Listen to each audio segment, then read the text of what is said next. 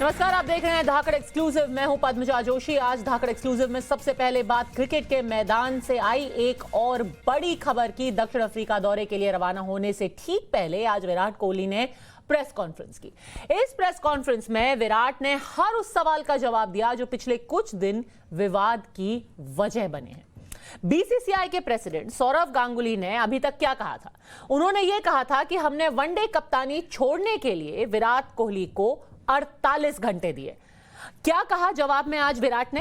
आइए आपको दिखाते हैं। और सबसे दिलचस्प बात यह है कि आज ये बात साफ हो गई कि अब कप्तानी के मामले में सौरव गांगुली और विराट कोहली एक तरीके से आमने सामने आकर खड़े हो गए हैं। तो आपने सुना था कि कैसे गांगुली ने बोला कि 48 घंटे का वक्त दिया गया था। विराट कोहली ने साफ कर दिया कि मुझे तो सिर्फ एक ही घंटे पहले चयनकर्ताओं ने बताया। उनसे यह सवाल पूछा गया, उन्होंने साफ कर दिया कि यह जानकारी चयनकर्ताओं ने उन्हें। सौरव गांगुली ने एक और बड़ा बयान दिया था जिसमें उन्होंने साफ कहा था कि बोर्ड ने विराट को T20 कप्तान बने रहने के लिए कहा था। इस पर विराट ने दादा पर पलटवार करते हुए कहा कि T20 कप्तानी छोड़ने का फैसला मेरा था, जो मैंने चयनकर्ताओं और बीसीसीआई के अधिकारियों को बता कर लिया। किसी को इस पर आपत्ति नहीं थी, किसी ने मुझे रोका नहीं, लेकिन मैं वनडे कप्तान बना रहना चाहता था, लेकिन मुझे हटा दिया गया, जो मैं समझ सकता हूं। अब विराट जब प्रेस कॉन्फ्रेंस में आए तो उनसे यह पूछा गया कि कप्तानी से हटाने के लिए क्या आपको समय दिया गया था? उस पर क्या उन्होंने कहा, आप खुद सुनिए। Whatever was said about the communication that happened during the decision that was made was inaccurate. I was contacted 1.5 hours before the selection meeting on the 8th for the test series, and there was no prior communication with me at all since I announced the T20 captaincy decision up till the 8th of December, where, as I said, I got a call 1.5 hours before the selection meeting, and the chief selector discussed with me the test team, to which we both agreed. And before ending the call, I was told that the 5 selectors have decided that I will not be the ODI captain, to which I replied, okay, fine. And in the selection call afterwards, we chatted about it briefly, and that's what happened. There was no communication prior to that at all. तो इसके बाद times of Bharat के संवाददाता वैभव भोला ने विराट कोहली से press conference में पूछा कि आप तो 2023 तक वनडे कप्तान बने रहना चाहते थे, तो उस पर विराट ने T20 कप्तानी छोड़ने से लेकर अब तक क्या क्या हुआ वो बात साफ कर दी। विराट भाई, आपसे ये चीज पूछना चाहेंगे जो आपने क्लियर किया कि 1.5 घंटा पहले सिर्फ आपको ये बताया गया कि अब आप हिंदुस्तान के वनडे कप्तान नहीं रहने वाले हैं, लेकिन आपने तो हमेशा इस बात को क्लियर किया था कि आप 2023 तक हिंदुस्तान की कप्तानी वनडे क्रिकेट में करना चाहते हैं। जी, मतलब जब T20 कैप्टेंसी को छोड़ने की मैंने पहले बीसीसीआई से कम्युनिकेट किया, सबसे पहले मैंने बीसीसीआई को अप्रोच किया कि मेरा ये पॉइंट ऑफ व्यू है, ये डिसीजन है और इन रीजंस की वजह से मैं ये करना चाहता हूं, तो उसको बहुत एक अच्छे तरीके से रिसीव किया गया। उसमें कोई ऑफेंस नहीं थी, उसमें कोई हेजिटेशन नहीं थी, उसमें मुझे ये नहीं कहा गया था कि आप T20 कैप्टेंसी ना छोड़िए, बल्कि उसको बहुत अच्छे से रिसीव किया गया कि बहुत एक प्रोग्रेसिव स्टेप है और सही डायरेक्शन में है। तो उस टाइम मैंने कम्युनिकेट किया था कि जी हाँ, मैं ओडीआई और टेस्ट में कंटिन्यू करना चाहूंगा, अनलेस कि ऑफिस बेरर्स और सिलेक्टर्स को लगे कि मुझे ये रिस्पॉन्सिबिलिटी नहीं करनी चाहिए, और ये भी मैंने कॉल पे क्लैरिफाई किया था उस टाइम पे। तो मेरा कम्युनिकेशन बीसीसीआई को क्लियर था उस टाइम से कि मैं क्या करना चाहता था, और मैंने ये जैसे बोला कि मैंने ये ऑप्शन भी दिया था कि अगर ऑफिस बेरर्स और सिलेक्टर्स को लगता है कि मुझे नहीं करना चाहिए तो वो डिसीजन उनके हाथ में है। एक और सवाल जो हर किसी के दिमाग में था और जो विराट से पूछा गया कि ये ऐसी खबरें सामने आ रही हैं कि अब दक्षिण अफ्रीका के दौरे पर वनडे नहीं खेलेंगे, तो उस पर विराट का क्या जवाब था, सुनिए। Well, I was and I am available for selection all this time. You should not be asking me this question. Honestly, this question should be asked to people who are writing about these things and their sources. Because as far as I'm concerned, I was always available. I have not had any communication with the BCCI to say that I want to rest. So there were a few things that came out in the past as well, where it was said that I was attending some events or something, which was absolutely not true either. So, all these people who are writing these things and their sources, to me, they're absolutely not credible. So as I said, I am available for selection for the ODIs in South Africa, and I was always keen to play. So. Times of संवाददाता वैभव बोला भी हमारे साथ live जुड़ गए हैं और पूर्व क्रिकेटर कीर्ति आजाद भी हमारे साथ फोन लाइन पर मौजूद है। कीर्ति आजादी, सबसे पहले आपसे पूछना चाहूंगी, आप इन दोनों जो बयान आए हैं, एक सौरव गांगुली की तरफ से, एक विराट कोहली की तरफ से, दोनों में से किस पर विश्वास करते हैं? किस पर विश्वास करूं, किस पर नहीं करूं, ये बहुत बड़ा यक्ष प्रश्न है मेरे लिए। मैं केवल इतना कह सकता हूं कि जिस प्रकार से विराट कोहली को कप्तानी के बारे में कहा गया कि वो नहीं करेंगे, ठीक है, उचित है, उन्होंने भी कोई बुरा नहीं माना, लेकिन यह अवश्य जो टेस्ट में सिलेक्शन के पहले, काफी पहले भी बात की जा सकती थी। और जब कभी भी, आपको बता दूं, मैं भी खुद राष्ट्रीय चयन करता रहा, और जब कभी भी सिलेक्शन होती है, हम टीम सेलेक्ट करते हैं, तो वो राष्ट्रीय अध्यक्ष के पास, यानी बीसीसीआई के प्रेसिडेंट के पास जाती है, और वहां पर उनको दिखाने के बाद फिर उसको रिलीज किया जाता है। ये एक कस्टम है, एक नॉर्म है, एक ट्रेडिशन है, ये परंपरा है जो चलती चली आ रही है, सालों साल से, दशकों से चलती चली आ रही है। ऐसी परिस्थिति में जब वह कप्तान बदल रहे होंगे तो उन्होंने अवश्य सौरभ को बताया होगा, और सौरभ खुद भी जब कप्तान थे तो उनके साथ इसी प्रकार से हुआ था, और जब उनकी लड़ाई चलती रहती थी ग्रेग चैपल के साथ में, तो हम लोग सदैव उनका समर्थन करते थे, क्योंकि उन्होंने एक जो आक्रामकता खेल में लेकर के आए थे, वह स्वतः स्पष्ट दिखता था सबका। तो ऐसी परिस्थिति में विराट को उस समय कहना, मेरे ख्याल से वो अपसेट इसलिए नहीं है कि वो कप्तान नहीं है, मुझे नहीं लगता कि अपसेट भी होगा, दुखी जरूर होगा कि आप किसी को टेस्ट सिलेक्शन करते हैं और उस समय कहते हैं अब आप एक दिवसीय मैच के कप्तान नहीं है। कम से कम पहले मिलके अलग से बैठ करके बात कर सकते थे, सौरभ भी उनसे बात कर सकते थे, प्रेसिडेंट है, उनको ये सूचना जरूर रही होगी कि सिलेक्टर ने ये जो तय किया है उनको अवश्य बताया होगा, और सिलेक्टर्स भी बात कर सकते थे। ये नहीं कि टेस्ट आप कर रहे हैं और बाय द वे, अच्छा भाई विराट आपको हम नहीं बना रहे हैं कप्तान एक दिवसीय मैचों का। कीर्ति आजाद जी, ये बताइए, सीधा सवाल आपसे पूछूंगी, ऐसा लग रहा है कि आप ये बात को मानते हैं कि ठीक है, ये सिलेक्टर्स फैसला लेंगे कि किसको रखना है किसको नहीं रखना है, पर जिस तरीके से किया गया वो सही नहीं है, तो क्यों सौरव गांगुली कह रहे हैं कि 48 घंटे दिए गए जब वक्त सिर्फ 1 ही घंटे का दिया गया था? क्या वजह हो सकती है? मुझसे प्रश्न है जी।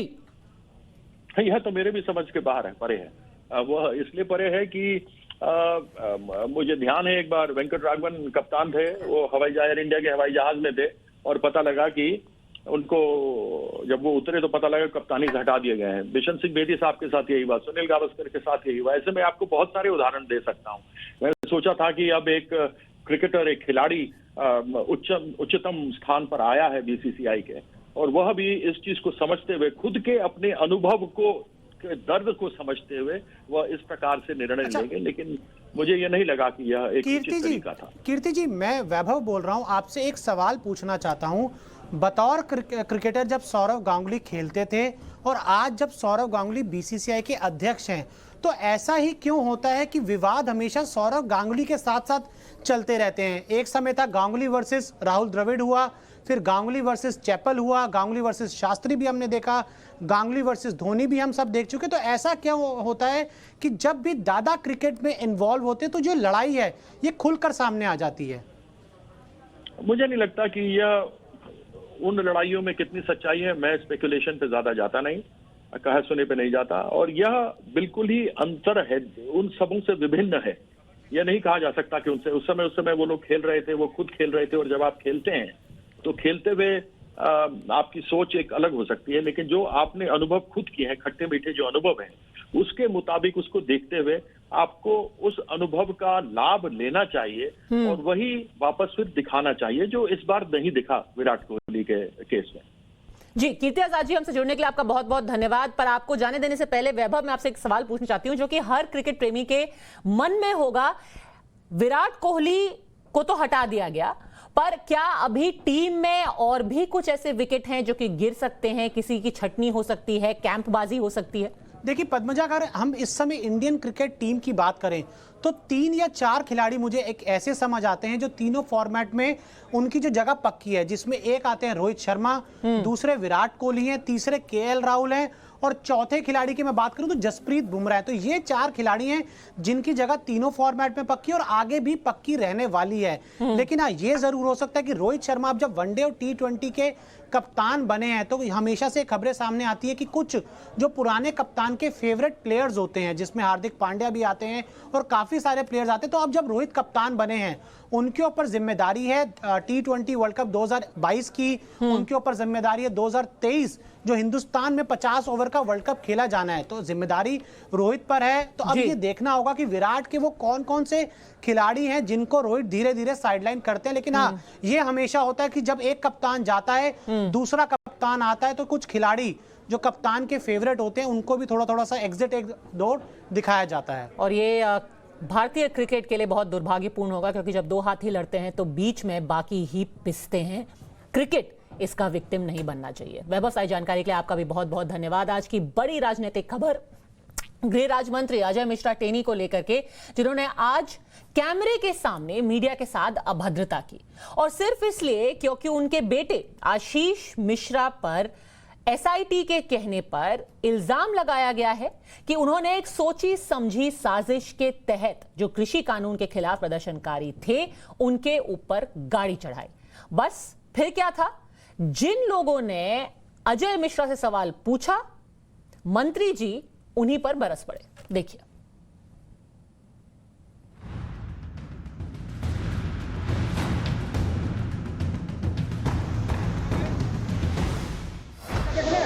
अरे फोन बंद कर दे।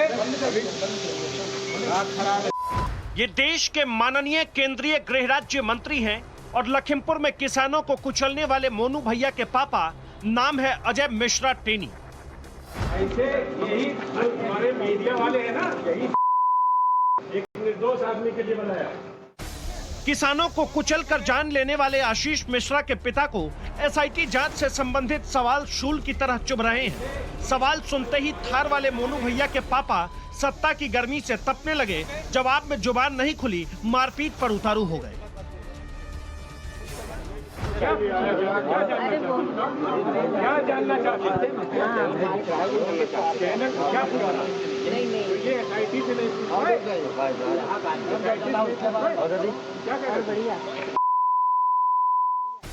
पत्रकारों ने 1 या 2 सवाल ही तो पूछे थे। सूट पैंट पहने अजय मिश्रा थमथमा गए। गाली गलौज से लेकर मारपीट तक की कोशिश करने लगे। पूछो, आप पूछो, क्या सीट लगेंगे? एसआईटी तो पहले ही सब दूध का दूध और पानी का पानी कर दिया है। कोर्ट कह रही है कि इस केस में धाराएं बढ़ानी होगी। अब इससे जुड़े सवाल पर अजय मिश्रा की बौखलाहट बता रही है कि सच्चाई ने मंत्री जी की पोल खोल कर रख दी है। ऐसे यही हमारे मीडिया वाले हैं ना, यही एक निर्दोष आदमी के लिए बनाया। अब देश यही जानना चाहता है कि अजय मिश्रा को यह इजाजत किसने दी कि सवाल पूछने पर वो गाली गलौज करेंगे। अजय मिश्रा को यह किसने इजाजत दी कि सवाल पूछने पर मोबाइल बंद करा देंगे। देश यही जानना चाहता है कि सवाल पूछने पर धक्का मुक्की करने की इजाजत अजय मिश्रा को किसने दी। अजय मिश्रा टेनी अभी सत्ता में है तो गुरूर और अहंकार उनके सिर चढ़कर बोल रहा है। बावजूद इसके थार चलाने वाला उनका बेटा जेल में बंद है। ऐसे में उनकी बौखलाहट हर मिनट बढ़ती दिख रही है। क्या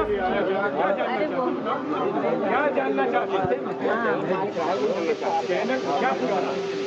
ये एसआईटी से नहीं पूछा।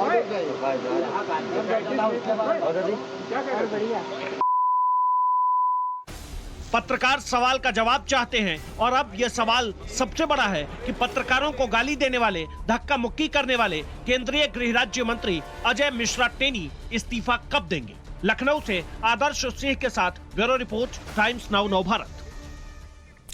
वरिष्ठ पत्रकार हर्षवर्धन त्रिपाठी हमारे साथ जुड़ गए हैं। क्या अजय मिश्रा की कुर्सी जानी चाहिए और क्या जाएगी, हर्षवर्धन जी?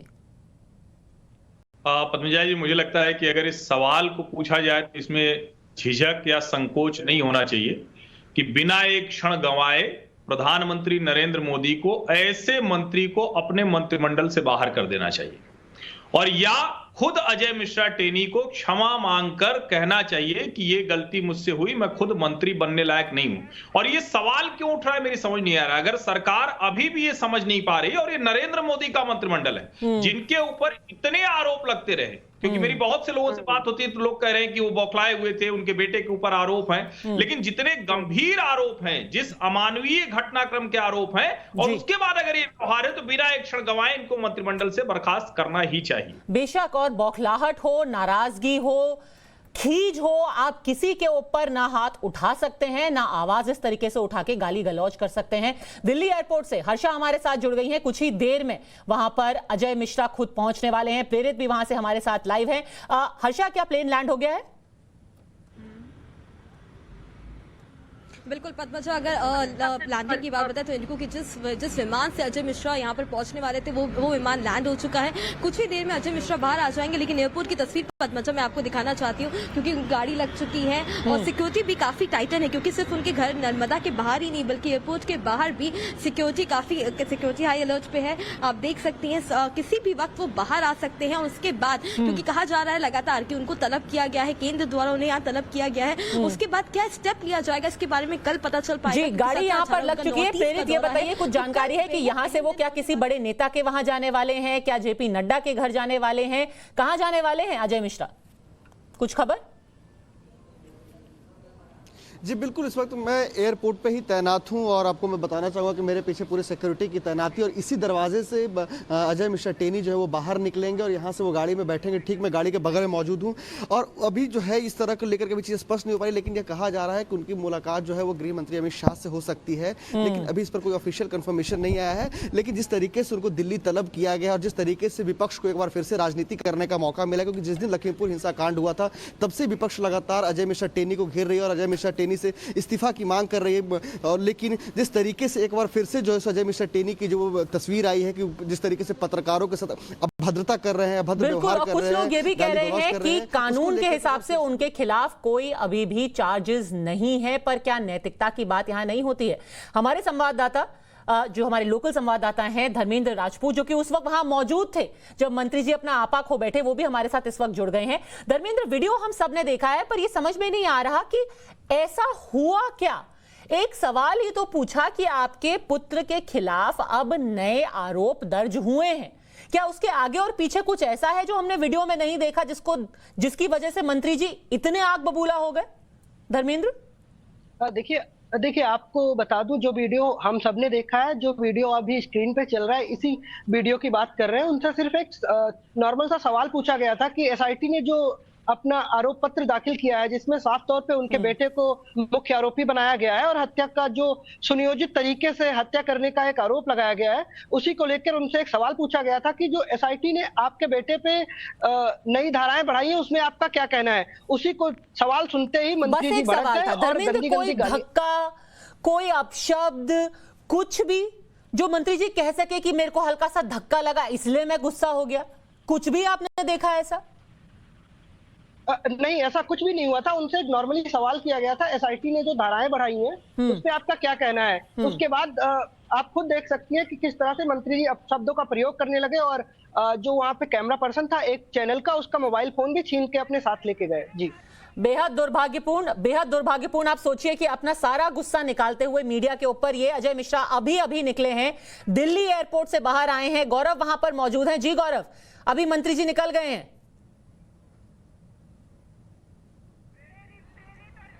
प्रेरित और हर्षा भी हमारे साथ मौजूद हैं। उनका इंतजार उनके सरकारी आवास नर्मदा अपार्टमेंट पर हो रहा है। हर्षा वहां पे मेरे को दिखाई दे रही है। हर्षा, मंत्री जी ने कुछ बोला बाहर आते हुए?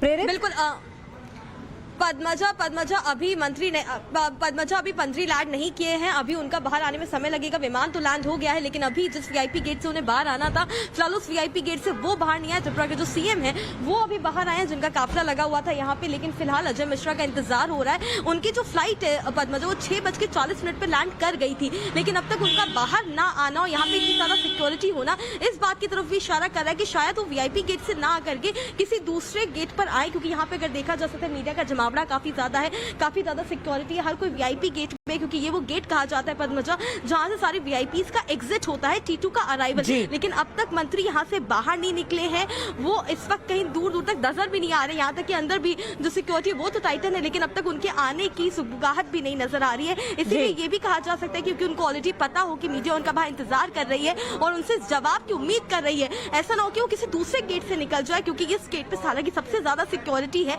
तो यहाँ शायद हर्षा प्रेरित जहाँ पर खड़े हैं वहाँ उस रास्ते से निकले हैं मंत्री जी प्रेरित। जी बिल्कुल, मैं आपको पद्मजा बताना चाहूंगा कि जहां मैं मौजूद हूं यहाँ पर अभी तक थोड़ी देर पहले यहाँ बहुत सिक्योरिटी हाई थी और जो भी उनके जो प्रोटोकॉल्स को लेकर के जो गाड़ियां थी वो भी मौजूद थी। लेकिन धीरे धीरे ऐसा लग रहा है कि यहाँ से तमाम जो गाड़ियां थी उनके प्रोटोकॉल्स को लेकर के वो यहाँ से मूव कर रही है, जिसको लेकर के यह भी अंदेशा जताया जा रहा है कि शायद वो किसी दूसरे रास्ते से भी निकल सकते हैं। क्योंकि अभी थोड़ी देर पहले यहाँ पर तमाम जो सिक्योरिटी के जो लोग मौजूद थे उनके प्रोटोकॉल्स के तहत जो गाड़ियाँ आती वो तमाम गाड़ियाँ मौजूद थी। धीरे धीरे करके यहाँ से उनकी गाड़ियाँ आगे यहाँ से मूव कर चुकी है, जो सिक्योरिटी थी वो तमाम लोग यहाँ से जा चुके हैं। तो ये अंदेशा जताया जा सकता है कि वो किसी और रास्ते से निकल गए हैं। लेकिन फिर भी अभी हम लोग यहाँ इंतजार में हैं कि एक बार वो कंफर्म हो सके कि आखिर वो यहाँ से निकले हैं या नहीं, निकले तो वो किस रास्ते से निकले। पद्मजा जी, हर्षवर्धन जी आपसे एक सवाल पूछना चाहूंगी क्योंकि बड़े सारे ऐसे लोग हैं जो कि ये एनालिसिस कर रहे हैं कि क्योंकि वो एक ब्राह्मण नेता है इसीलिए उनको हटाने से सरकार हिचकिचा रही है। आपको लगता है कि इस तर्क में कोई कुछ दम है? नहीं, मुझे नहीं लगता कि कोई दम है इसमें। ये सही बात है कि चूंकि जब नरेंद्र मोदी के मंत्रिमंडल का विस्तार हुआ तो ये कह के हुआ कि ब्राह्मण नेता के तौर पर, और मैं आपको एक बात बताऊं पद्मजा, ये उत्तर प्रदेश में ब्राह्मण नेता के तौर पर अजय मिश्रा टेनी को कोई नहीं जानता है। लखीमपुर खीरी के नेता हैं और ठीक है पहले वो विधायक रहे फिर सांसद रहे, लेकिन इस तरह से स्थापित करना और जब इतने गंभीर चार्ज हो तो क्या उत्तर प्रदेश का ब्राह्मण अगर विकास दुबे पर नहीं नाराज हुआ, दूसरे ऐसे मुद्दों पर नहीं नाराज हुआ, तो क्या वो अजय मिश्रा टेनी को हटाने से नाराज होगा? और अगर होता है तो होना चाहिए, क्योंकि राजनीति में ये भी तो लोग देखें कि कौन किसका प्रतिनिधित्व कर रहा है। मुझे लगता है कि ये एनालिसिस जानबूझकर इस तरह से हो रही है, वरना सरकार की एसआईटी में अजय मिश्रा टेनी के बेटे को बचाया जाता, तुरंत बर्खास्त करना चाहिए, सजा देना जरूरी है। बिल्कुल, जो विश्लेषक कह रहे हैं कि ब्राह्मण वोट की वजह से अजय मिश्रा पर कोई भी एक्शन नहीं हो रहा है, तो उनसे यह भी पूछ लीजिएगा तो फिर उनके सुपुत्र आशीष मिश्रा 1 महीने से जेल में क्या कर रहे हैं? क्या उनसे ब्राह्मण वोट बिल्कुल भी अफेक्ट नहीं होता? हर्षवर्धन जी आपका हमारे साथ जुड़ने के लिए बहुत बहुत धन्यवाद। लगातार हम इस खबर पर रहेंगे, क्या होगा अजय मिश्रा टेनी का?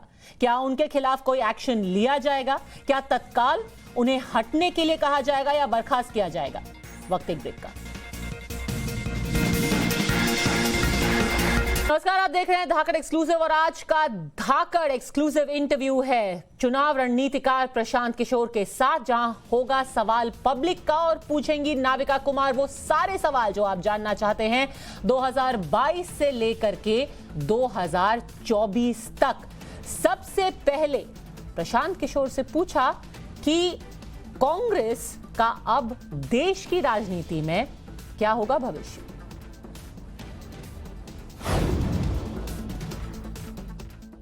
इतनी सारी जो आप लाइनें बनाती हैं ये इनको मैथमेटिकली कहा जाता है इमेजिनरी लाइंस हैं। ये कभी कभी किसी की आंख को नजर नहीं आते ये लाइंस, लेकिन गोवा में आप जा रहे हैं, नॉर्थ ईस्ट में मेघालय में आपने सफाया कर दिया, एनसीपी को गोवा में मिला दिया तृणमूल के साथ, और अभी हाल ही में शरद पवार जी से मिलकर गई हैं ममता बनर्जी यहाँ मुंबई में, और वहाँ खड़े खड़े शरद पवार जी ने बहुत कुछ कहा और सामना का एडिटोरियल भी आ गया है। तो अब आप मुझे ये बताइए कि आपने भी एक ट्वीट किया था कि राहुल गांधी का कोई डिवाइन राइट नहीं है।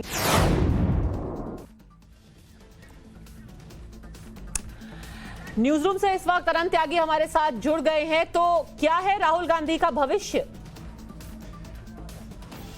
बिल्कुल बदल, देखिए ये वो सवाल है जो पिछले तकरीबन 10 साल से लगातार पूछा जा रहा है। जब युवा कांग्रेस के तौर पर 2011-12 के आसपास में राहुल गांधी औपचारिक तौर पर आए थे और तो उस वक्त एक ऑरा क्रिएट हुआ था, लेकिन उसके बाद वो ऑरा लगातार नीचे चला गया।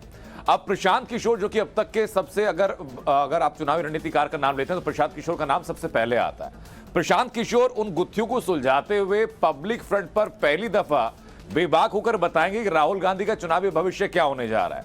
नाविका कुमार ने जितने सवाल पूछे वो सवाल ये धुरी तय करने के लिए काफी होंगे और लोगों के बारे में बताने के के लिए क्या होंगे कि ना सिर्फ 2022 बल्कि 2024 के चुनावों का प्रारूप क्या होने जा रहा है, क्योंकि चुनावी रणनीतिकार के तौर पर ऐसी कोई पार्टी शायद ही ऐसा कोई बड़ा पॉलिटिशियन रहा हो जिसके साथ काम ना किया हो, जिसके लिए काम ना किया हो प्रशांत किशोर ने। एक एक करके वो सवाल भी मुझे बताएंगे अपने दर्शकों को, ताकि एक खाका उनके दिमाग में बन जाए कि ना सिर्फ उत्तर प्रदेश चुनाव, उसके अलावा बाकी 4 राज्यों के विधानसभा चुनाव, बल्कि 24 का जो लोकसभा चुनाव है वो भी क्या होने जा रहा है। आपने बोला कि पिछले 10 साल से हर कोई यही सवाल पूछ रहा है कि क्या होगा कांग्रेस का भविष्य। शायद पिछले 1-2 साल में हालत ये हुई कि कांग्रेस के अंदर के लोग भी यही सवाल पूछ रहे हैं कि कांग्रेस का भविष्य आखिर क्या है। अगर चुनावी रणनीतिकार की बात करें, आपने कहा कि जो सबसे प्रमुख नाम है उसमें प्रशांत किशोर का नाम आता है, पर यह मत भूलिए कि शायद अगर उनकी कोई एक गलती कह लीजिए या मिसस्टेप कह लीजिए तो वो रहा है 2017 में उत्तर प्रदेश का चुनाव, जहां उन्होंने यूपी के लड़कों को बैक किया। क्या उनकी तरफ से वो ओवर एस्टिमेशन था? सुनिए पीके ने क्या कहा।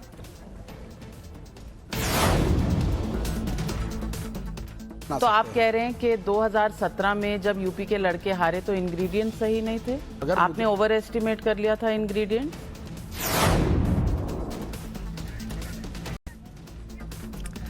दिलचस्प सवाल है, क्योंकि किसी भी रणनीतिकार का यह मान लेना कि शायद वहां पर थोड़ी सी गलती हो गई। अनंत, दिलचस्प होगा, क्या कहेंगे पीके? देखिए, इससे ना एक संबंधित एक सवाल नविका ने पूछा भी है उन पीके से, जिसका जवाब पीके देंगे बिल्कुल, कि इस बात को लेकर कि ऐसा कौन सा राजनेता है जो मानते कि 2024 में मोदी के चेहरे के सामने खड़ा हो पाएगा जी, और ऐसा कौन सा राजनेता है जिसके साथ वो दोबारा काम नहीं करना चाहेंगे। ये 2 सवालों के जवाब अपने आप में तय कर देंगे कि भविष्य क्या होने जा रहा है। और जो जिज्ञासा लोगों के भीतर होगी कि भाई राहुल गांधी काम कांग्रेस के अंदर भी हासिल नहीं कर पाए, पब्लिक के बीच में तो बात छोड़ दीजिए, तो अब आगे क्या होगा? क्या गांधी परिवार की डायनेस्टी को बढ़ाने के लिए जिस तरीके से राहुल गांधी को स्थापित करने की कोशिश की गई, पब्लिक एक्सेप्टेंस या पब्लिक इमोशन उसके समकक्ष है या नहीं है, ये बात भी प्रशांत किशोर क्लियर करने वाले हैं। बिल्कुल, और इसी सवाल के बारे में हम अटकलें लगा सकते हैं। अनंत और मैं ये सोच सकते हैं कि क्या कहा होगा। अगर आप उसका सच में जवाब जानना चाहते हैं तो सवाल पब्लिक का 8 बजे ये धाकड़ एक्सक्लूसिव इंटरव्यू इन सारे सवालों का जवाब आपको देगा। पर 2017 में भले से ही अगर कुछ गड़बड़ हो गई हो, इस बार क्या होगा उत्तर प्रदेश के चुनाव में, यह है सबसे बड़ा सवाल जो अभी से लेकर के मार्च 2022 तक हर किसी की जबान पर होगा। सुनिए।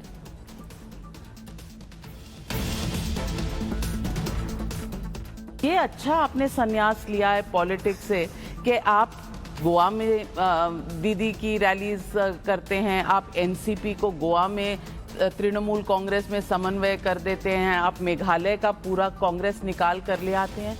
ये अच्छा पॉलिटिक्स छोड़ा आपने।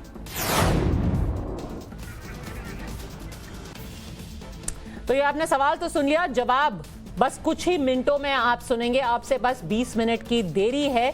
रंजीता हमारे साथ जुड़ गई हैं, अमित भी हमारे साथ जुड़ गए हैं। और ये सवाल ना सिर्फ वो लोग देख रहे होंगे जिनको सपोर्ट करते हैं, जिनके लिए काम करते हैं प्रशांत किशोर, रंजीता, पर वो भी देख रहे होंगे जिनके खिलाफ खड़े हैं। बीजेपी इस सवाल के जवाब को भी जानना चाहेगी कि वो क्या प्रिडिक्शन करते हैं उत्तर प्रदेश 2022 का। देखिए, निश्चित तौर पर प्रशांत किशोर के हर शब्द जो है वो राजनीतिक गलियारे में हलचल भी मचाते हैं और सुकून भी पैदा करते हैं। प्रशांत किशोर के अब तक के जितने भी पार्टियों के लिए उन्होंने काम किया है, अगर उत्तर प्रदेश के चुनाव को छोड़ दिया जाए, इसके अलावा हर जगह जो है वो जीत हासिल की है उन्होंने। और इन दिनों जिस तरह के बयान वो दे रहे हैं, जिस तरह से कांग्रेस में उनके एंट्री की बात कही जा रही थी, राहुल गांधी और प्रियंका गांधी से मुलाकात भी होती है, कांग्रेस के वर्किंग कमेटी के सदस्यों से एक कमेटी जो है वो नेताओं से बातचीत करती है और उनका सजेशन लेती है, जिसके बाद प्रशांत किशोर की कांग्रेस में एंट्री नहीं हो पाती है। और उसके बाद प्रशांत किशोर लगातार कांग्रेस के खिलाफ और राहुल गांधी का नाम लिए बिना अलग अलग टिप्पणी करते नजर आते हैं। तो ऐसे में आज जब प्रशांत किशोर टाइम्स नाउ नव भारत के सवालों का जवाब देंगे तो वो जवाब कई पार्टियों के लिए मुश्किलें भी पैदा करेगी और कई पार्टियों को राहत भी देगी। जी बिल्कुल, राहत तो शायद कम ही किसी को मिलेगी जब तक चुनाव के नतीजे सामने नहीं आ जाते हैं। रंजीता, अमित भी हमारे साथ जुड़ गए हैं, पर एक और बहुत जरूरी सवाल है कि प्रशांत किशोर ने बंगाल के चुनाव के बाद, आप सबको याद होगा क्योंकि आप सभी पॉलिटिकल रिपोर्टर है, कहा था कि हम संन्यास ले लेंगे, मैं संन्यास लेने वाला हूं। पर पिछले 4-6 महीनों में संन्यास तो दूर, शायद उनकी गतिविधियां और भी बढ़ गई हैं। सुनिए हमने क्या पूछा उनसे।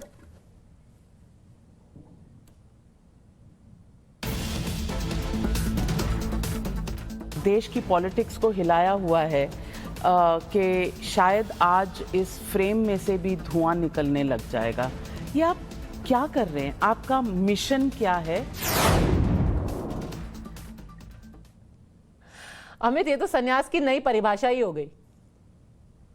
जी हाँ, देखिए मुझे लगता है कि संन्यास लेने के बाद जिस तरह से एक्टिविटीज बढ़ी है उनकी, और मुझे लगता है कि इंडिकेशन एक तरह से आप समझ सकते हैं जब आज ममता बनर्जी ने ये कहा कि वो चाहती हैं कि 2024 के चुनाव में देश में बीजेपी हारे, ये बात ममता बनर्जी ने कहा, तो मुझे लगता है कि यही वो मिशन है जिसको लेकर प्रशांत किशोर लगे हुए हैं। प्रशांत किशोर देखिए जिस तरह से एक्टिविटीज होती है, अचानक उनकी खबर आती है वो कांग्रेस में ज्वाइन कर सकते हैं, अचानक फिर वो शरद पवार के साथ मिलकर एक अलग बैठक करवाते हैं जिसमें अपोजिशन के तमाम लोग बैठते हैं। तो वो सच बात अगर है तो प्रशांत किशोर को अभी समझना बहुत मुश्किल है किसी के लिए। अमित, बाकी सब छोड़िए, सबसे बड़ा सवाल ये है क्योंकि कांग्रेस, तृणमूल कांग्रेस क्या करेगी ये तो प्रशांत किशोर अब से बस 10 मिनट में हमें बता ही देंगे, पर बीजेपी को क्या लग रहा है कि अब कांग्रेस को भूलने का वक्त आ गया है, अब टीएमसी जैसी पार्टियां असली टक्कर देंगी 2024 में? अंदर की बात बताइए। नहीं, देखिए मुझे लगता है कि बीजेपी को इस बात से बहुत ज्यादा चिंता इसलिए नहीं है कि तृणमूल कांग्रेस एक रीजनल पार्टी है, भले वो कोशिश इस बार कर रही है कि वो गोवा में भी अप्रोच कर रही है, दूसरी जगह भी अप्रोच कर रही है कि वो हरियाणा में लोगों को शामिल कर रही है, लेकिन सबसे बड़ी बात है कांग्रेस अगर थोड़ी मजबूत होती है तो उसके कार्यकर्ता सब जगह होंगे। मुश्किल कांग्रेस को लेकर हो गई तो अभी भी तृणमूल एक स्टेट से नेशनल पार्टी बनकर उभरेगी ऐसा उम्मीद बीजेपी को भी नहीं है, लेकिन हाँ एक फोर्स के तौर पर, एक लीडर के तौर पर ममता इमर्ज कर सकती है। ये एक सवाल जो है बीजेपी के नेताओं के पास भी है। आगे देखिए होता है क्या। अभी बस कुछ ही महीने का वक्त है और इस इंटरव्यू के लिए बस कुछ ही मिनटों का वक्त है। फिलहाल अनंत, अमित और रंजीता, आप तीनों का बहुत बहुत धन्यवाद। वक्त एक ब्रेक का, आप देखते रहिए टाइम्स नाउ नवभारत।